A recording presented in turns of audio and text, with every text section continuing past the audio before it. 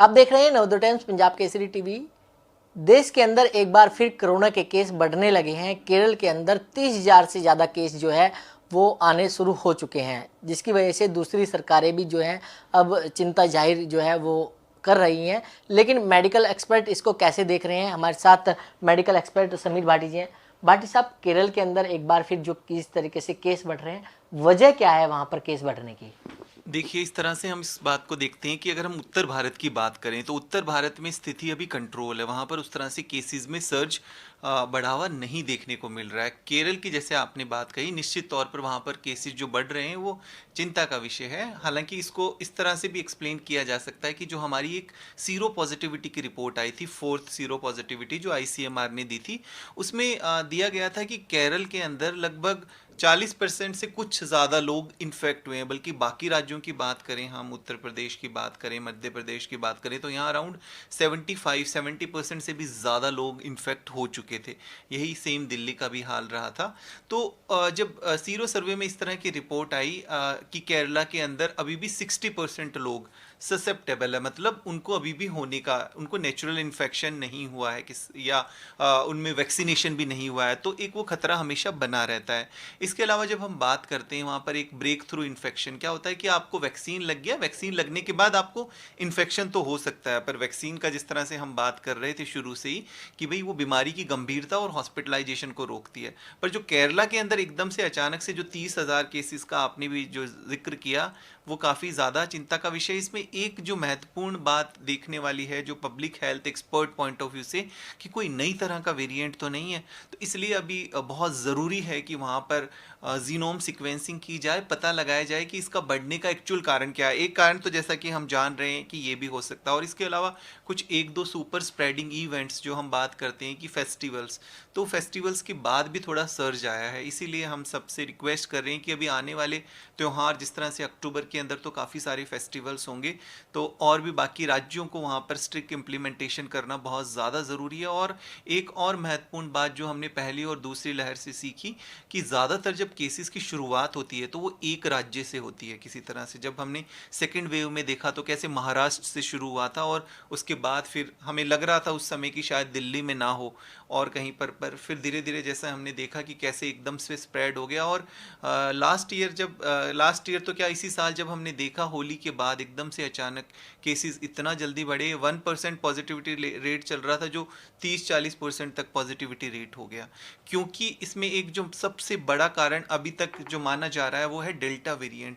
Delta variant ने, आपने देखा कि सेकंड जो वेव थी हमारी, पूरे देश में किस तरह से वो फैल गया था, और हमारे केसेस 4 लाख को भी ज़्यादा पार कर गए थे। हालांकि 4 लाख का आंकड़ा तो वो था जिन्होंने टेस्ट कराया, पर आप समझते हैं कि बहुत अधिक लोग ऐसे भी होंगे जिन्होंने टेस्ट भी नहीं कराया, तो आंकड़ा उससे ज़्यादा निश्चित तौर पर रहा होगा। और अभी डेल्टा वेरिएंट बाकी देशों में भी सर्कुलेट हो रहा है, और जैसे हमने अभी देखा कि अमेरिका के अंदर किस तरह से केसेस बढ़ गए, ऑस्ट्रेलिया, न्यूजीलैंड, वहाँ पर स्ट्रिक्ट लॉकडाउन, बहुत अच्छे से पॉलिसी इंप्लीमेंट हो रही थी। पर ये जो डेल्टा वेरिएंट है इतना ज़्यादा संक्रामक है। अभी फ्लोरिडा की अगर हम बात करें अमेरिका में, तो वहाँ पर बताया जा रहा है कि इसी तरह की कंडीशन जो भारत के अंदर सेकेंड वेव में हुई थी, वहाँ पर उसी तरह से देखी जा रही है। और इनफैक्ट वहाँ पर बच्चों में भी इसका प्रभाव देखा गया है, जबकि फ्लोरिडा के अंदर जो वैक्सीनेशन है लगभग 63% हो चुका है उसके बाद भी। तो इसलिए हमारे लिए अभी सबसे महत्वपूर्ण बात है कि जब तक ये वेव्स आ रही हैं और जब तक हमें हमारा जो एक हर्ड इम्यूनिटी ना हो जाए, तब तक सबको जो मास्क वाली और जो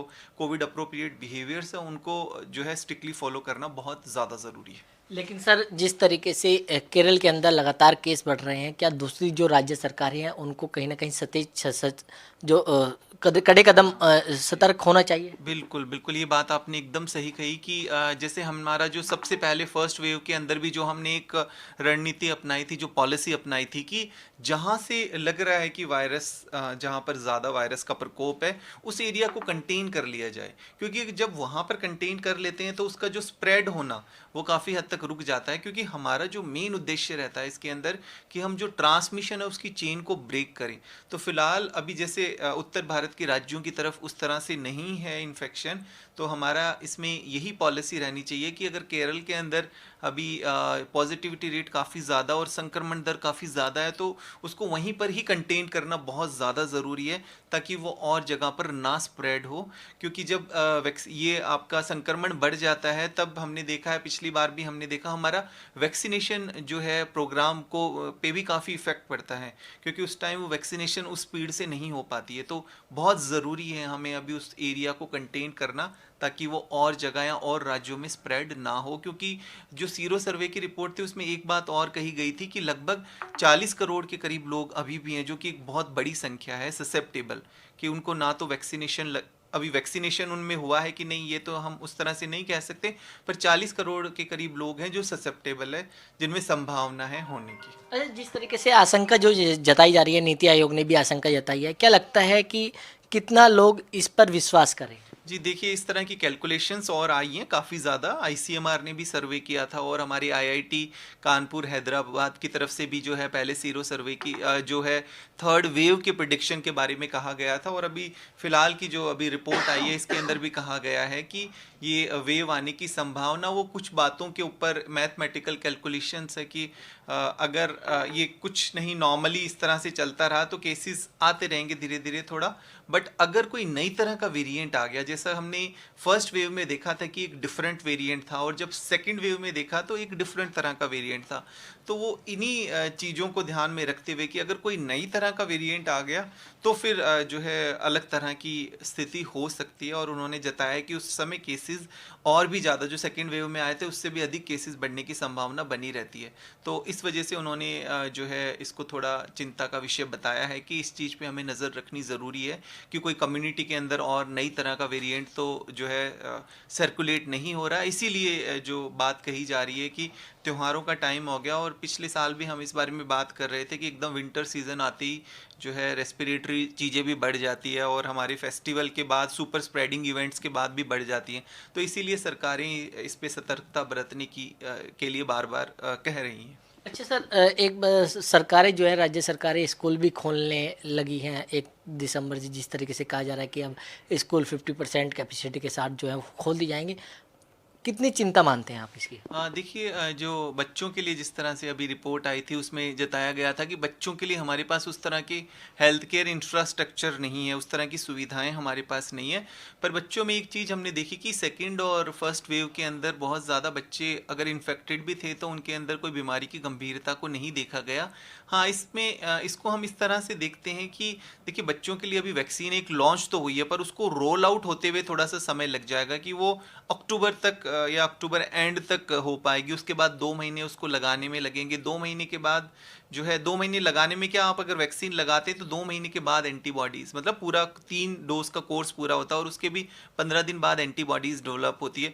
तो उस तरह से हम इस साल हमारा जो है ये इसमें ही निकल जाएगा। और जैसे अभी राज्य सरकारें और ये सब बात भी कर रही हैं स्कूलों को खोलने के लिए, तो थोड़ा इसको स्लोली हमें ध्यान में रखना पड़ेगा। जिस तरह से एसओपीज़ बनाई है उनको ध्यान में रखते हुए, क्योंकि जैसा कि हम बता भी रहे हैं कि बाकी अन्य देशों में, विदेशों में जब खोले गए हैं तो वहाँ पे एकदम से केसेस में बढ़ोतरी देखी गई है। और फिलहाल हमने हिमाचल एंड पंजाब में भी जब देखा कि वहाँ पर भी जब एक बार स्कूल खुले तो केसेस बढ़े हैं।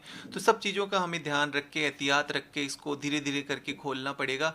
बट इसमें महत्वपूर्ण है कि अगर स्कूल का सारा स्टाफ, स्कूल के जो टीचर्स हैं और उनका जो ट्रांसपोर्टेशन वाला स्टाफ है और अदर जो ग्रुप 4 सपोर्ट स्टाफ सभी हैं, वो सभी लोग वैक्सीनेट हो जाएं। पेरेंट्स वैक्सीनेट होना बहुत ज़रूरी है, उनके ग्रांड पेरेंट्स वैक्सीनेट होना बहुत ज़्यादा ज़रूरी है। तो अगर बच्चों के आसपास जो वयस्क हैं वो अगर वैक्सीनेट हो जाएंगे तो काफ़ी हद तक बच्चों को भी सुरक्षा मिलेगी। मतलब कि कोरोना से बचने के लिए एकमात्र विकल्प वैक्सीन ही है। हाँ, देखिए, वैक्सीन के साथ साथ बहुत ज़रूरी है कि जो आपका सोशल डिस्टेंसिंग और ये कोविड अप्रोप्रिएट बिहेवियर है, मतलब मास्क लगाना नहीं छोड़ना। क्योंकि ये हम कह रहे हैं लोग इस चीज़ को कई बार कि वैक्सीन लग गई उसके बाद हम सुरक्षित हो गए। देखिए, हम बार बार इस चीज़ को कह रहे हैं कि वैक्सीन लगने के बाद भी आपको संक्रमण तो हो ही सकता है और आप संक्रमण दे भी सकते हैं किसी को। तो इस वजह से जब तक 90% पॉपुलेशन वैक्सीनेटेड ना हो जाए, वैक्सीन हो जाए खाली नहीं, 90% लोग वैक्सीनेट हो जाएं तो एक हर्ड इम्यूनिटी डेवलप हो जाएगी।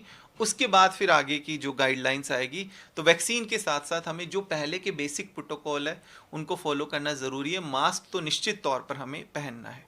तो बिल्कुल, ये थे मेडिकल एक्सपर्ट समीर भाटी, जिन्होंने नवोदय टाइम्स पंजाब केसरी से खास बातचीत की। दिल्ली से कमल कुमार कंसल, नवोदय टाइम्स, पंजाब केसरी टीवी।